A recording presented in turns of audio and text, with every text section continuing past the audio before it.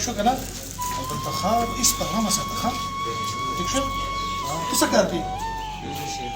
شوټینګ کار کوې ما د خپل پرېږدي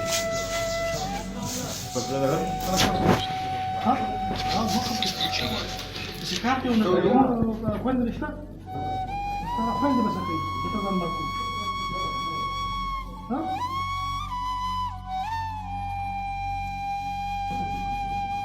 خویندې دې خو ستا په کمه وي او چې زمونږ ورور دی موږ به ګټه کوي نو